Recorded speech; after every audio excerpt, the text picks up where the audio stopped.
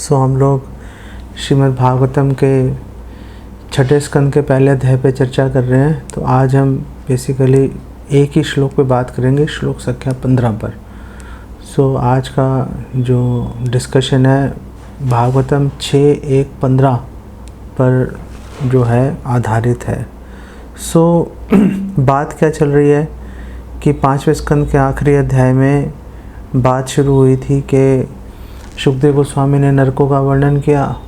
नरकों का वर्णन सुन के परीक्षित महाराज दूसरों बद्ध जीवों के बारे में सोच के विचलित हो गए और उन्होंने रिक्वेस्ट किया शुकदेव गोस्वामी से, प्लीज़ आप बताइए कि जो बद्ध जीव हैं जो कि बार बार मरे जा रहे हैं, पैदा हुए जा रहे हैं, मरे जा रहे हैं, इनका मतलब कल्याण का क्या मार्ग है, कोई रास्ता दिखाइए ना कुछ। तो शुकदेव गोस्वामी ने परीक्षा लेने के लिए पहले तो प्रायश्चित की बात की जो कि कर्म कांड है, और फिर उन्होंने आगे जाके बोला कि धूल से धूल साफ़ नहीं होती, धूल से धूल को साफ़ नहीं किया जा सकता, वो तो और ज़्यादा धूल लग जाएगी, बल्कि स्क्रैचेस भी पड़ जाएंगे सरफेस पे। तो जो कर्म कांड से सोचता है कि हम प्रायश्चित करके ख़त्म कर लेंगे अपने सारे पापों को, वो बेसिकली अज्ञान अविद्या के अंदर है, मोड ऑफ इग्नोरेंस के अंदर है वो। और फिर शुकदेव गोस्वामी ने बात किया कर्म कांड के बाद, उन्होंने बात किया ज्ञान की, और फिर उन्होंने बात की तपस्या की, ब्रह्मचर्य तपसा ब्रह्मचर्य कि तपस्या करो, ब्रह्मचर्य का पालन करो, इंद्रिय संयम करो, ये करो वो करो। तो ये सारी बातें जो हैं, तपस्या हो गई, ब्रह्मचर्य हो गया, ये सब बहुत अच्छी बातें हैं, लेकिन भक्ति से स्वतंत्र होकर अगर ये भक्ति को सर्व नहीं कर रहे, अगर ये भक्ति की सेवा नहीं कर रहे, भक्ति को पुष्ट नहीं कर रहे अगर, तो बेसिकली बेकार हो जाते हैं ये। जहाँ तक भक्तों की बात है, भक्तों के लिए तपस्या का मतलब एकादशी आदि व्रतों का पालन करना है, 4 नियमों का पालन करना है, ये भक्तों के लिए तपस्या। अगर भक्त इतना अगर कर लेते हैं, एकादशी के व्रत रख लिए, जन्माष्टमी, गौर पूर्णिमा इत्यादि जो ये व्रत हैं ये कर लिए, हमारे आचार्यों के आविर्भाव तिरुभाव तिथि को अगर उन्होंने मना लिया अच्छे से और 4 नियमों का पालन कर लिया, बस इतनी तपस्या बहुत है। आप इतनी तपस्या करते रहो, इससे काम हो जाएगा। और भक्तों के लिए तपस्या का मतलब है, जो कि बहुत ही सुखदायी है, कृष्ण प्रसाद का सेवन करना। सेवन मुखो ही जीवा दो, अपनी जीवा को भगवान की सेवा में लगाना, प्रसाद ग्रहण करके और हरि नाम लेकर। ये 2 माध्यम से जो भक्त है अपनी जीवा को भगवान की सेवा में लगा देता है। बस हमारे लिए तपस्या का बेसिकली यही मतलब है। इससे ऊपर जो है हम तपस्या के बारे में ज़्यादा उसके पीछे नहीं जाते। ये बताने के बाद, कर्म कांड बताने के बाद, ज्ञान कांड बताने के बाद, तपस्या बताने के बाद, अब 15वें श्लोक में शुकदेव गोस्वामी बात कर रहे हैं जो असली बात है, जो कि महत्वपूर्ण बात है, जिसके बगैर गाड़ी नहीं चलेगी, जो जीवन का लक्ष्य है। और फिर उन्होंने बोला केचित केवलया भक्त्या वासुदेव परायणा अघम धुनवंती कात्स्नेन निहारम एवं भास्करा। निहार का मतलब होता है फॉग, धुंध, जो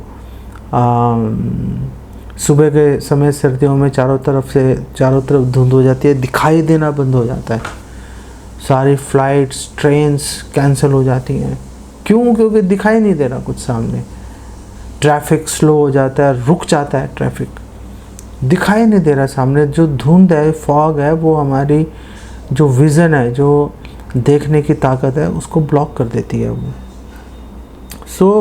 यहाँ पर शुकदेव गोस्वामी बोल रहे हैं केचित, और केचित का श्रील प्रभुपाद ट्रांसलेशन दे रहे हैं कोई दुर्लभ व्यक्ति होगा, ओनली अ रेयर पर्सन, कोई दुर्लभ व्यक्ति होगा, केचित कोई दुर्लभ व्यक्ति होगा, वो जो है केवल या भक्त्या, वो केवला भक्ति करेगा। केवला भक्ति की परिभाषा जो है रूपा गोस्वामी दे रहे हैं, अनुकूलेन संकल्पा प्रतिकूलस्य वर्जनम। ये जो ज्ञान कर्मादि अनावृतम की जो अन्याभिलाषिता शून्यम ज्ञान कर्मादि अनावृतम अनुकूलेन कृष्णानुसेवनम भक्ति रुच्यते। कि जो भक्ति है, भक्ति का मतलब क्या है, जो केवला भक्ति है, ज्ञान कर्मादि अनावृतम, इसमें ये ज्ञान कांड, कर्म कांड, तपस्या ये कुछ नहीं चलती इसके अंदर। और अन्य अभिलाष,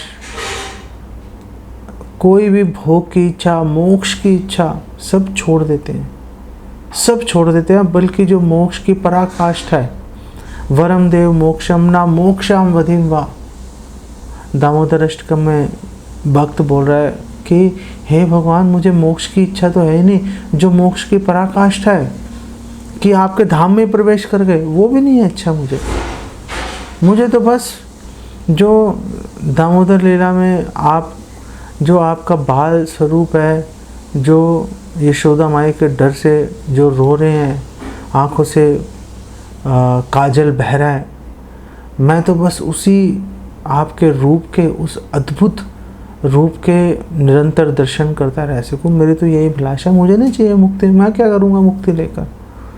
सो अन्य अभिलाषिता शून्य, अन्य अभिलाष को छोड़ के सब बिल्कुल ख़त्म करके केवल भक्ति के ऊपर फोकस करेंगे। वासुदेव परायण, पूरी तरह से वासुदेव मतलब भगवान कृष्ण परायण, उन्हीं की सेवा में पूरी तरह से नियुक्त हो जाएंगे। अघम धुनवंती कार्त्स्नेयन, अघम मतलब पाप, धुनवंती धुल जाएंगे, नष्ट हो जाएंगे। कार्त्स्नेयन, कार्त्स्नेयन का मतलब पूरी तरह से नष्ट हो जाएंगे। कैसे नष्ट हो जाएंगे?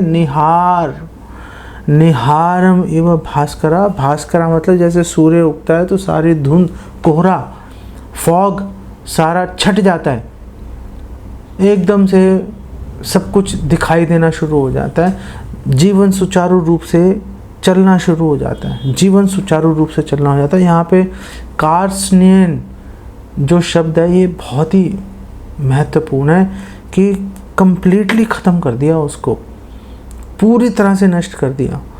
तो श्रील प्रभुपाद एक्सप्लेन करते हैं कि देखो, जब जंगल की आग लगती है, दावाग्नि जो चपेट में आता है सबको नष्ट करके चलती है, वो पूरा जला के राख कर देती है। लेकिन वो सबको जला के राख तो कर देती है, लेकिन जो धरती की सतह के नीचे जो जड़ें हैं उसको नहीं नष्ट कर पाती। जैसे विदुर जी ने भी उनको चिट्ठी भेजी थी ना, संकेत भेजा था उनको, युधिष्ठिर महाराज को, कि भाई जब जंगल में आग लगती है तो कौन बचता है? वो चूहा बचता है, बिल में घुस जाता है ज़मीन के अंदर, वो बच जाता है, बाकी सब मर जाते हैं, कोई नहीं बचता। तो इससे उन्होंने संकेत भेज दिया था कि भाई सुरंग खोदो, सुरंग खोदोगे ऊपर आग लगेगी, तुम नीचे से निकल जाना। तो जो जंगल की आग है सब कुछ नष्ट कर देगी, लेकिन जो जड़ होती है पौधे की उसको नष्ट नहीं कर पाती, वो सुरक्षित बना रहता है। जैसे ही बारिश होगी वैसे दोबारा से वो अंकुरित हो जाता है। क्यों? क्योंकि जड़ तो वहीं पर थी, जड़ तो वहीं पर थी। जो लोग सतह से ऊपर फोकस कर रहे हैं वो हमेशा नुकसान में रहेंगे। फोकस अगर हम रूट पे, मूल पे, जड़ पे अगर फोकस करेंगे तो बात बनेगी। जैसे चाणक्य पंडित है, चाणक्य पंडित एक बार जा रहे थे कहीं पर, पैर में कांटा चुभ गया। अब पैर में कांटा चुभ गया तो उन्होंने कांटे को तो ऑफ कोर्स निकाला, फिर उन्होंने उस पौधे को उखाड़ा और वहाँ पे भी शांत नहीं बैठे। फिर वो दही का मट्ठा लेके आए और उसकी जड़ में डाला कि दही का मट्ठा इसकी जड़ में डाल देता हूँ, चींटियाँ आएंगी, वो दही के मट्ठे के साथ इसकी जड़ें भी खा जाएंगी और ये जड़ से नष्ट हो जाएगा, दोबारा नहीं उगेगा। ये जड़ से ख़त्म करो। कोई भी बीमारी भी है सपोज, अगर आप उसको जड़ से अगर आप ख़त्म नहीं करोगे तो बात नहीं बनती। जड़ से नहीं ख़त्म करेंगे तो आज हमने ऊपर से ख़त्म कर दिया, जैसे ही दोबारा मौका मिलेगा वैसे ही, चाहे बीमारी हो चाहे शत्रु हो, वो वैसे ही दोबारा उठ के खड़ा हो जाएगा और आपको नष्ट कर देगा। इसी तरह से जो हमारे मन में डिज़ायर्स हैं, जो भोग की इच्छा है, जो अविद्या रूपी बीज है, वो जब तक नष्ट नहीं होगा तब तक ऊपर के जो पाप हैं वो प्रायश्चित कर लिया, ज्ञान से अविद्या हटा ली, वो सब कुछ कर लिया, ठीक है, बात कर लिया सब कुछ, तपस्या से मन इंद्रियों पे कंट्रोल कर लिया। लेकिन भगवान भगवद गीता में कह रहे हैं ना, जो विपश्चित, जो समझदार लोग हैं, जो कि विवेकी लोग हैं, जो सही और गलत के फ़र्क को समझते हैं, जब इंद्रिय का वेग आता है बह जाते हैं, वो भी बच नहीं पाते उससे, अपनी लपेट में ले ही लेता है। या जामिला है, जिससे कि हम ये प्रसंग चल ही रहा है, वो भी एक विपश्चित व्यक्ति था, एक समझदार विद्वान व्यक्ति था, मतलब अपने माता पिता का आज्ञाकारी था, यज्ञ इत्यादि कर रहा था, वेदाध्ययन कर रहा था। लेकिन माइंड जब आउट हुआ तो उसने बहुत कोशिश की पकड़ने की, पकड़ नहीं पाया उसको, दिमाग खराब हो गया, गिर गया नीचे। तो जब तक ये जो जड़ है, अविद्या रूपी जो जड़ है, इसको जब तक ख़त्म नहीं करेंगे तब तक बेसिकली बात नहीं बनेगी। गरुड़ पुराण में भी इसका वर्णन आ रहा है। गरुड़ पुराण में भी बोल रहे हैं कि भक्ति करो, भक्ति से क्या होगा कि ये जो भोग रूपी अविद्या का ये जो बीज है, ये बीज फ्राई हो जाएगा। आपने बहुत ही कोई ताकतवर बीज है, आपने एक बार उसको तेल में तल लिया ना, खौलते तेल में तल लिया, उसके बाद उसको कितनी उपजाऊ उर्वरा भूमि में उसको जो है बो दो, उसको कितना ही खाद पानी दो, कभी नहीं उगेगा, क्योंकि फ्राई हो चुका है वो। इसी प्रकार से कोई भगवान की भक्ति में जुड़ेगा, भगवान कृष्ण की, भगवान हरि की भक्ति में जुड़ेगा, तो सारी जो मन में भोग की इच्छा का बीज है, जो अविद्या है, वो नष्ट हो जाएगी, वो फ्राई हो जाएगी। वो जो जड़ है, जो बीज है, अब दोबारा से कितनी फेवरेबल सिचुएशन आए, कुछ नहीं, हरिदास ठाकुर बैठे हुए हैं, वैश्य आ रही है, कुछ नहीं हुआ, बल्कि उसको दीक्षा देके उसको डिवोटी बना दिया, और अपनी कुटिया भी उसको दे दी, और कहीं और चले गए वो भक्ति करने के लिए। कोई फर्क नहीं पड़ता, कोई उन पे विपरीत प्रभाव नहीं डाल सकता। यहाँ पे एक प्रश्न उठ सकता है, प्रश्न क्या उठ सकता है कि भाई आखिर मतलब ये जो अविद्या का बीज है, इसको आखिर जड़ से नष्ट करना क्यों जरूरी है? इसको नष्ट करना? चलो उगेगा उखाड़ देंगे, नष्ट करते रहेंगे, गाड़ी चलती रहेगी, क्यों हम ज़मीन के नीचे जाएं? हम इसलिए उसको जड़ से नष्ट करना चाहते हैं क्योंकि हमारी जो भक्ति लता है वो भी तो उसी ज़मीन पर, हमारे मन की ज़मीन पर वो भी तो लगी हुई है। अब 2 पौधे हम लगे हुए हैं, छोटी सी ज़मीन है, एक छोटा सा गमला है, छोटा सा हृदय है हमारा। अब उसके अंदर भक्ति लता भी लगी हुई है और उसके अंदर भोग की इच्छा भी लगी हुई है, सकाम कर्म अविद्या का पौधा भी लगा हुआ है। तो अब जितना भी हम मतलब उसको पानी डाल रहे हैं, खाद डाल रहे हैं, वो पता चलेगा वो सारी खाद पानी जो है वो सब तो चूस गई खरपतवार, वो तो जो ये अविद्या रूपी बीज था, ये जो भोग की इच्छा थी, वो खींच गई सारी। तो फिर भक्ति लता हमारी उगेगी कैसे, बढ़ेगी कैसे? सूख जाएगी, ख़त्म हो जाएगी।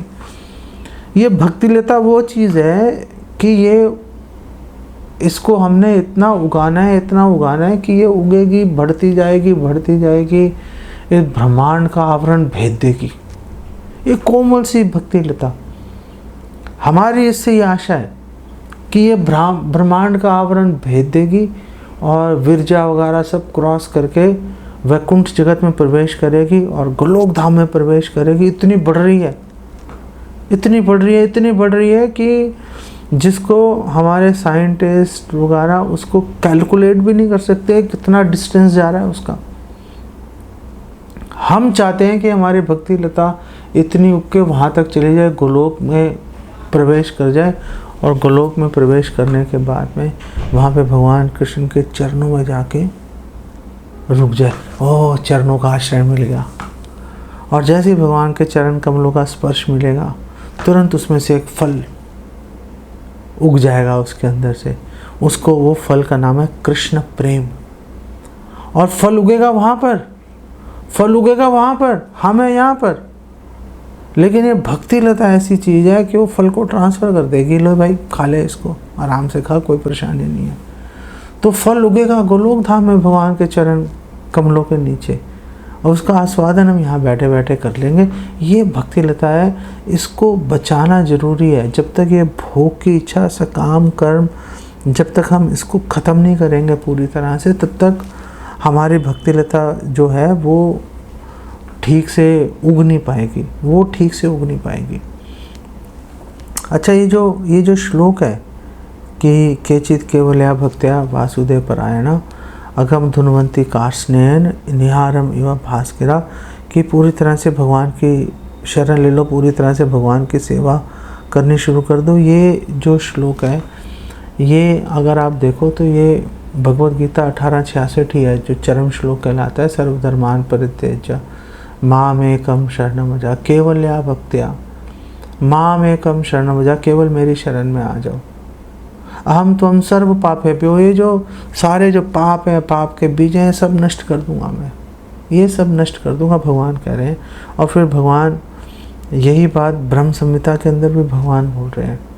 ब्रह्म संहिता 5:61 में भक्ति सिद्धांत सरस्वती ठाकुर बोल रहे हैं, इसको कोट कर रहे हैं, बता रहे हैं कि धर्मान अन्यान परित्यज्य, जो अन्य धर्म है उनको परित्यज्य, उनको त्याग करके माम एकम भज विश्वसम, पूरे विश्वास के साथ में मेरा भजन करो, मेरा नाम लो, मेरा कीर्तन करो।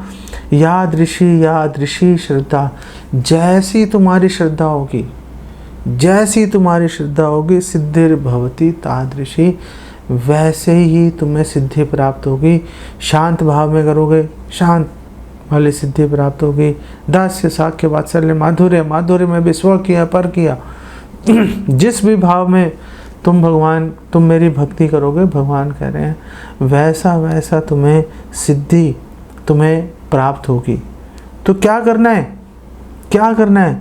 कुर्वन् निरंतरम कर्म, कि निरंतर जो है काम करना है, निरंतर संसार में रहना है, निरंतर काम करना ही पड़ेगा।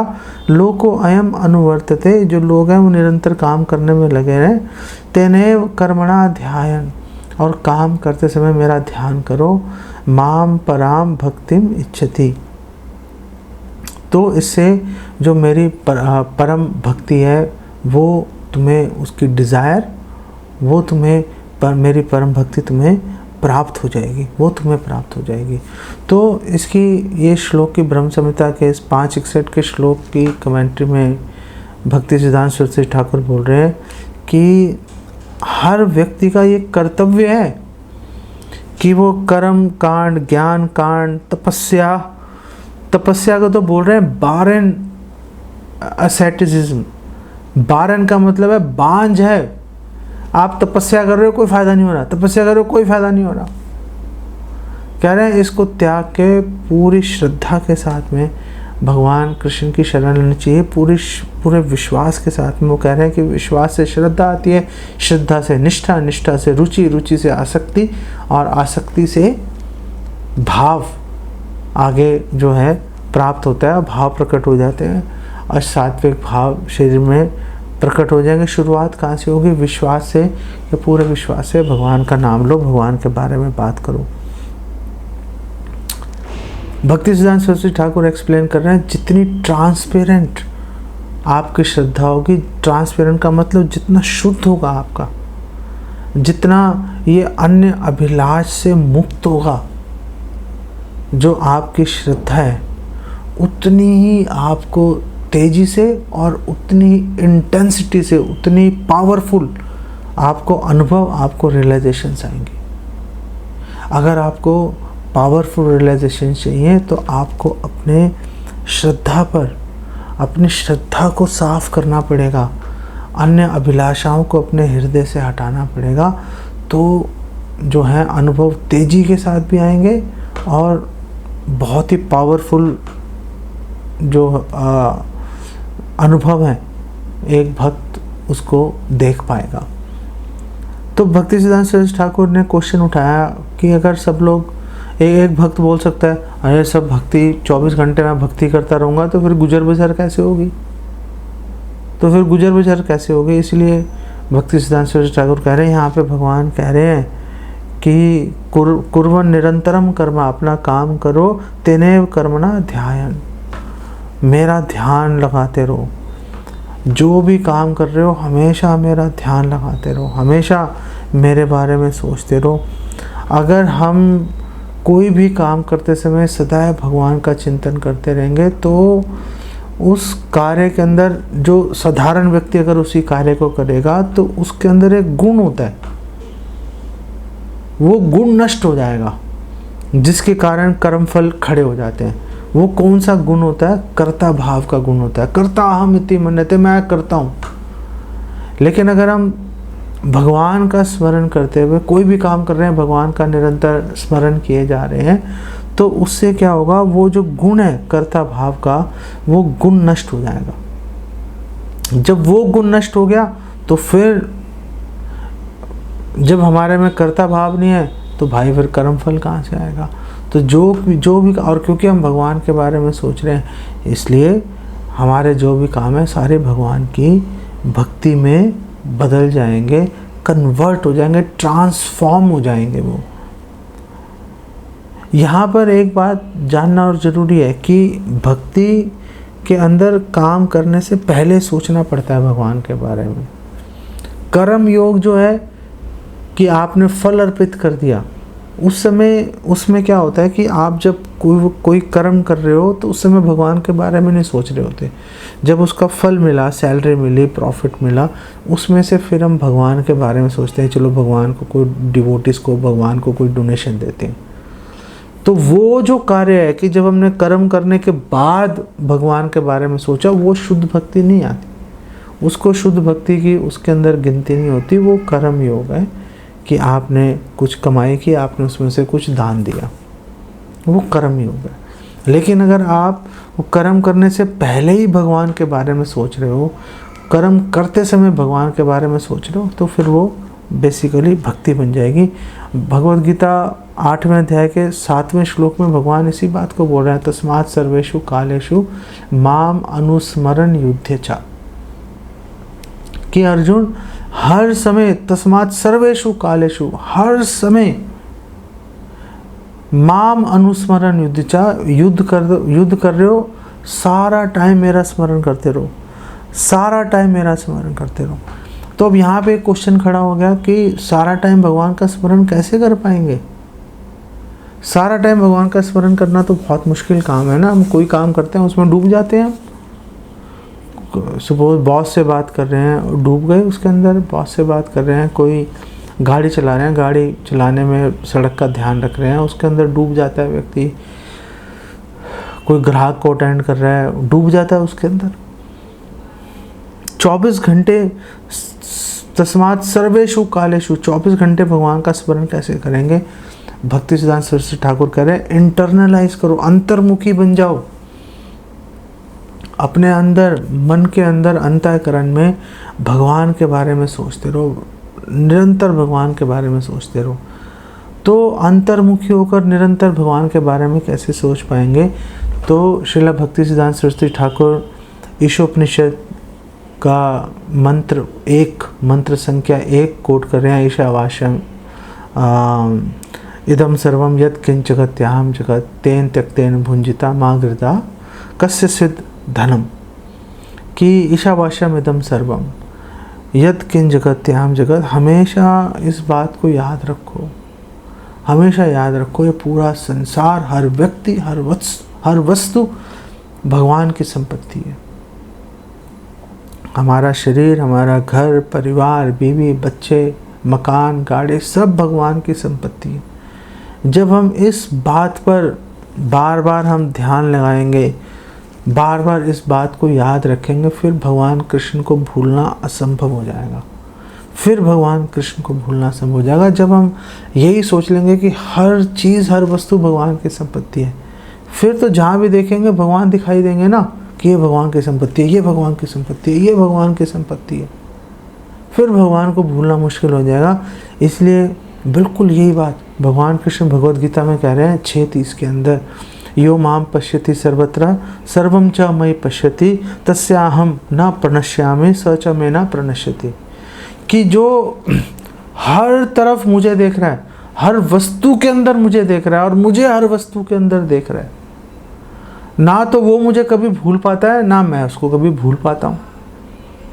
प्रणश्यामी का मतलब भूल ही नहीं पाएंगे भगवान को। कैसी भी सिचुएशन में है, कोई भी बात चल रही है, हमेशा भगवान का स्मरण हमारे दिमाग के अंदर हमेशा बना रहेगा, हमेशा बना रहेगा। तो हमारी गाड़ी जो है आगे बढ़ जाएगी। अब हम बात ये करते हैं इस श्लोक के परिप्रेक्ष्य में कि मतलब ये भक्ति से ऐसा कैसे हो रहा है कि कर्म कांड भी कट गया, ज्ञान कांड भी कट गया, तपस्या भी कट गई, मतलब सिर्फ भक्ति से ही सारी चीज़ हो जाएगी। ये कैसे मतलब बात हो रही है, इस बात को हम कैसे समझें? तो भक्ति रसामृत सिंधु में 1:17 के अंदर श्रील रूपा गोस्वामी भक्ति की परिभाषा दे रहे। भक्ति के गुण जो है रूपा गोस्वामी बता रहे हैं, क्लेश अग्नि शुभदा मोक्ष लघुताकृत सुदुर्लभा सांद्रानंद विशेषात्मा श्री कृष्ण आकर्षणी च सा। तो वो कह रहे हैं कि जो भक्ति के गुण क्या है, क्लेश अग्नि, कि जितने भी क्लेश हैं, जितने भी दुख हैं, जितने भी कष्ट हैं, सबको नष्ट कर देती है भक्ति। शुभदा और कल्याणकारी, जो कल्याण है, जो जीव के लिए कल्याणप्रद जो वस्तु है वो उसको प्रदान करेगी, वो सिचुएशन, वो वस्तु प्रदान करेगी जिससे भक्त का कल्याण होगा। मोक्ष लघुताकृत, मोक्ष की इच्छा को भी लघुता, उसको छोटा बना देती है, नीच बना देती है, नहीं चाहिए। अभी उसके बारे में हम ऑलरेडी बात कर चुके, आगे अभी इसके बारे में बात नहीं करेंगे। सुदुर्लभा, जो केचित वर्ड आया था ना, केचित केवल्या भक्त्या, जो केचित शब्द यहाँ पर आ गया सुदुर्लभा, कि बहुत ही दुर्लभ है, बहुत ही दुर्लभ है। मनुष्यानाम सहस्रेषु कश्चिन यतति सिद्धते यतताम अपि सिद्धानाम कश्चिन माम व्यति तत्वतः। सुदुर्लभ है, बहुत ही हजारों में से कोई एक ट्राई करेगा, फिर उनमें से हजारों लोगों में से कोई एक जो है भक्ति को पकड़ के भक्ति के अंदर आगे बढ़ेगा। जैसे भागवतम 6:14-5 में बोला है ना, मुक्तानाम अपि सिद्धानाम नारायण परायणा सुदुर्लभा प्रशांत आत्मा कोटिषु अपि महामुने। करोड़ों मुनियों के अंदर जो भगवान का, जो आध्यात्मिकता को समझने की कोशिश कर रहे हैं, जो मोक्ष के बारे में, मुक्ति के बारे में जानते हैं, उन करोड़ों ऐसे लोगों में से कोई एक व्यक्ति है दुर्लभ, सुदुर्लभा, कोई एक व्यक्ति है प्रशांत आत्मा, जिसका मन पूरी तरह से शांत हो चुका है। कोई एक व्यक्ति है जो कि नारायण परायणा, पूरी तरह से केवल्या भक्ति, पूरी तरह से भगवान पर आश्रित होगा, पूरी तरह से भगवान पर निर्भर होगा। तो सांद्रानंद विशेषात्मा की बिल्कुल गाढ़ा बनाकर, आनंद को भी एकदम घनीकृत करके, उसको एकदम गाढ़ा बनाकर जो है एक भक्त को उसका आस्वादन कराएगी। श्री कृष्ण आकर्षणी च सा, और जो भक्ति है वो भगवान कृष्ण को भी आकर्षित कर लेती है। भगवान कृष्ण भी बंध जाते हैं। भागवतम के पहले स्कंद के शुरू में बोला है कि बांध लो भगवान कृष्ण को अपने हृदय में, बांध लो। और यद्यपि बंधन खराब होता है, लेकिन भगवान कृष्ण को एक भक्त के हृदय में बंधना अच्छा लगता है, अच्छा लगता है। भगवान भक्त के हृदय में बंधना चाहते हैं। तो यहाँ पर जब क्लेश अग्नि की बात हो रही है, क्लेश अग्नि के अंदर रूपा गोस्वामी आगे ये 17वें श्लोक के आगे 18वें श्लोक में, फिर आगे कई श्लोक उन्होंने इसी विषय के अंदर भक्ति के बारे में बोले। और उन्होंने बोला कि ये जो क्लेश अग्नि है, क्लेश अग्नि समझ लो कि जो क्लेश है 3 तरह का होता है। एक तो जो पाप का फल है, जो पाप का फल, जो हमने पाप किया उसका फल आएगा। एक है जो पाप का बीज होता है, और तीसरी बात होती है अविद्या, इग्नोरेंस। और रूपा गोस्वामी कह रहे हैं कि जो भक्ति है ये पापों के फल को भी नष्ट कर देती है, ये पाप के बीज को भी नष्ट कर देती है, और ये अविद्या को भी नष्ट कर देती है। और अब बात करते हैं, वो कह रहे हैं पाप दो तरह का होता है, अप्रारब्ध और प्रारब्ध। अप्रारब्ध है जो अभी तुरंत हम उसको भोग नहीं रहे हैं, एक दिन के बाद, एक साल के बाद, एक जन्म के बाद, 10 जन्म के बाद उसका नंबर आएगा, भोगेंगे उसको। और प्रारब्ध वो है जो कि हम अभी वर्तमान स्थिति में हम उसको भोग ही रहे हैं। जिस तरह के हमारा शरीर है, जैसा परिवार है, जैसा हमारे फाइनेंशियल, हमारी वित्तीय स्थिति है, हमारे जीवन में जितने भी कष्ट हैं वो सब प्रारब्ध चल रहा है। वो सारे प्रारब्ध, पाप, जो पाप है वो पाप जो कि प्रारब्ध के अंदर चल रहे हैं।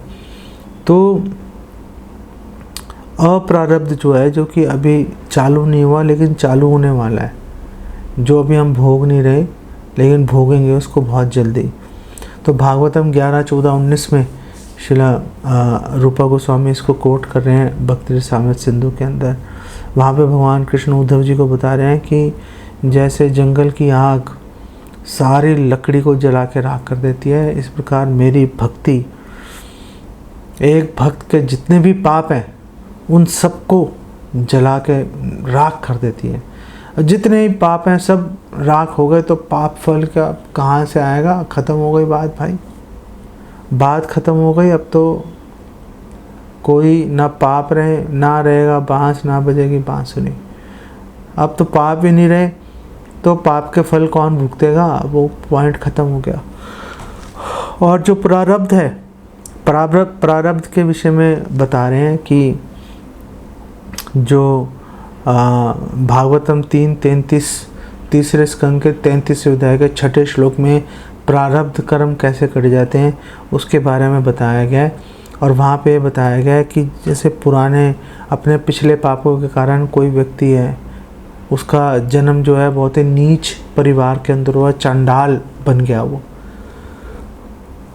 कुत्ते का मांस खाने वाले के परिवार में उसका जन्म हो गया। लेकिन अगर उसने एक बार भी भगवान कृष्ण का नाम ले लिया, उसने भगवान का स्मरण कर लिया, भगवान कृष्ण के बारे में सुन लिया, किसी से पढ़ लिया, तो वो वैदिक यज्ञ करने का योग्यता प्राप्त कर लेता है, ब्राह्मण बन जाता है वो।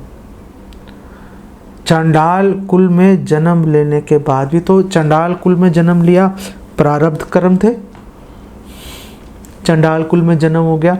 लेकिन जैसे ही भक्ति क्या की, भक्ति का आभास ही किया बस। आप ये श्लोक पढ़ेंगे, इसके अंदर श्रील प्रभुपाद अनेक प्रकार की भक्ति के आभासों का वर्णन कर रहे हैं। आपको रुचि होगी, आप पढ़ लेना 6:1-15 के व्याख्या के अंदर। भक्ति भी क्या की, एक बार भगवान का नाम ले लिया, उसी से चंडाल परिवार में जन्मा आदमी भी जो है वैदिक यज्ञ करने का हकदार बन जाता है, योग्यता हासिल कर लेता है। इसका उदाहरण है श्रील प्रभुपाद के जितने शिष्य हैं, एटलीस्ट जो शुरुआती दौर के थे, जितने भी ये विदेशी भक्त थे, ये सारे ड्रग्स ले रहे हैं, नॉन वेज खा रहे हैं, नशा कर रहे हैं, व्यभिचार कर रहे हैं। लेकिन इन्होंने श्रील प्रभुपाद से सुना और नाम लिया, वैदिक यज्ञ करने का, लोगों को दीक्षा देने का उन्होंने अधिकार, योग्यता प्राप्त कर ली। ऐसे प्रारब्ध कर्म कट जाते हैं। 3:33-6 इस बात का प्रमाण है। भागवतम 1:2-7 में बोला है, वासुदेव भगवती भक्ति योगा प्रयोजिता जनयति ही आशु वैराग्यम ज्ञानम च यत् अहेतुकम, कि जो भी कोई वासुदेव भगवती भगवान कृष्ण की भक्ति में जुड़ेगा, भगवान का नाम लेगा, कृष्ण प्रसाद खाएगा, भक्तों का संग करेगा, जनयति ही आशु वैराग्यम, बहुत ही जल्दी उसके अंदर जो है हृदय में वैराग्य उत्पन्न आ जाएगा, वैराग्य जाग जाएगा। वैराग्य जाग गया मतलब अब आपको इंद्रिय संयमित करने की आवश्यकता नहीं रही अलग से। अब आपके हृदय में वैराग्य आ गया। वैराग्य भोग की इच्छा को ख़त्म कर देता है। अब भोग की इच्छा ख़त्म हो गई। अब व्यक्ति क्यों भोग करेगा, क्यों उसे काम कर्मों की तरफ जाएगा जब उसे चाहिए ही नहीं। अब मुझे पुत्र, कोई बहुत ही एक्स्ट्रा ऑर्डिनरी पुत्र नहीं चाहिए, स्वर्ग लोक नहीं जाना मेरे को, मैं क्यों करूँगा उसे काम, क्यों मैं कर्म कांड में लगूंगा, मैं नहीं लगूंगा। अब जनयति ही आशु वैराग्यम ज्ञानम च यत् अहेतुकम। और ज्ञान और वैराग्य दोनों ऐसे मिल जाएंगे बिना प्रयास के। अहेतुकम, मांगे भी नहीं थे फिर भी मिल जाएंगे। ज्ञान का मतलब यहाँ पे समझ लेना, ज्ञान का मतलब आपका स्वरूप का ज्ञान है। ज्ञान का मतलब भगवान की महिमा का ज्ञान है, भगवान के मधुरता का ज्ञान है।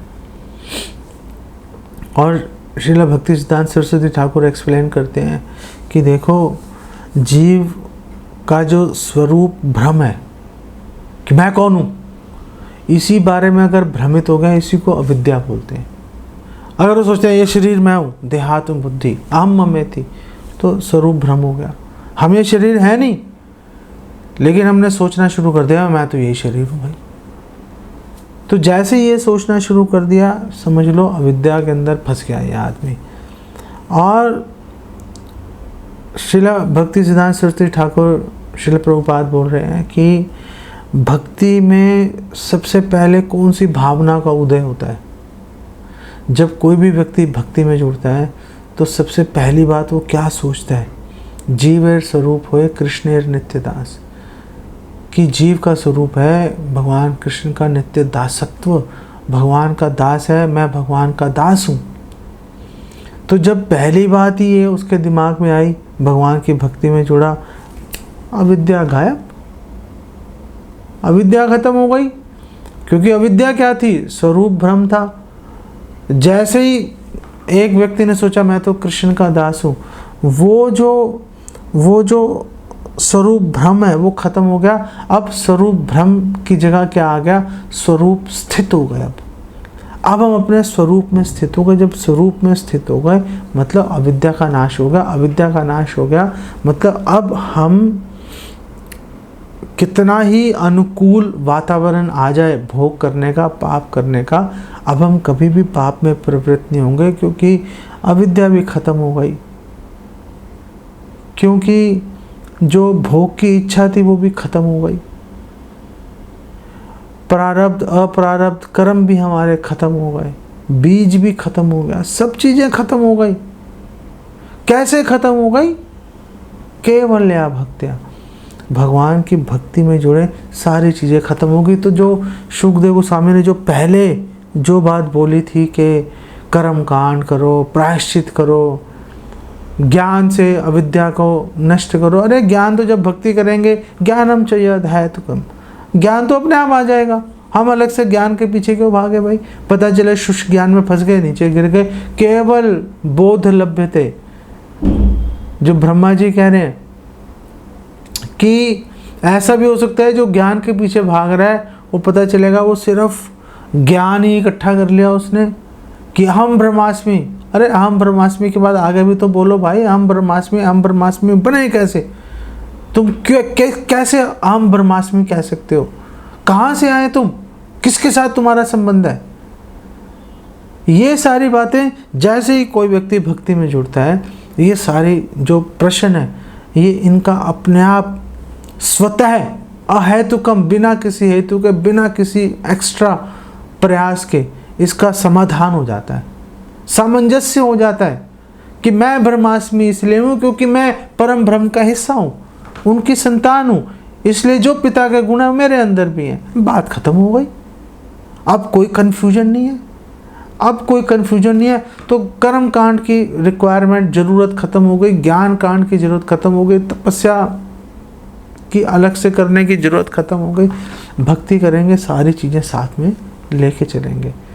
इसका मतलब ये नहीं है कि जो भक्त हैं वो जानबूझकर तपस्या को, ज्ञान को जो है त्यागते हैं, इग्नोर करते हैं, अवहेलना करते हैं, नहीं करते। एक भक्त नियमित रूप से भगवान के बारे में जानकारी लेगा, श्रवण के माध्यम से, रीडिंग के माध्यम से। एक भक्त है तपस्या, जो हमने डिस्कस किया कि वो तपस्या करेगा, एकादशी आदि व्रतों का पालन करके अपनी जीवा को भगवान की सेवा में लगा के वो तपस्या का भी पालन करेगा। लेकिन उसके अंदर प्रधानता किसकी रहेगी? प्रधानता भक्ति की रहेगी। भक्ति की प्रधानता के बिना जो है गाड़ी बेसिकली आगे नहीं बढ़ती। तो अगर कोई व्यक्ति भक्ति में जुड़ेगा, फिर ये मन्ने कुंजर शौचवत कि वो हाथी ने नहाया फिर धूल डाली, नहाया धूल डाली, अब पॉइंट ख़त्म हो गया। अब भाई अब वो पॉइंट वैलिड नहीं रहा। अब तो हाथी स्नान करके आया, निर्मल हो गया, अब दोबारा धूल डालने का कोई पॉइंट नहीं है। अब तो निर्मल हो गया। निर्मलता में बाह्य अभयंतरा शुचि, बाह्य भी अभयंतरा, अंदर बाहर दोनों तरफ से शुचि हो गई, दोनों तरफ से मन शांत निर्मल हो गया, सारी अभिलाषाएं खत्म हो गई। केवल और केवल भगवान की सेवा की भावना हृदय में बलवती हो रही है। बस अब हमें इस संसार का कोई भी दुख क्लेश प्रभावित नहीं कर पाएगा। अब हम पूरे मनोयोग से, पूरी ताकत से भगवान की सेवा में नियोजित होके रहेंगे, इसमें कोई क्वेश्चन नहीं है। यहाँ पे इसको विराम देते हैं।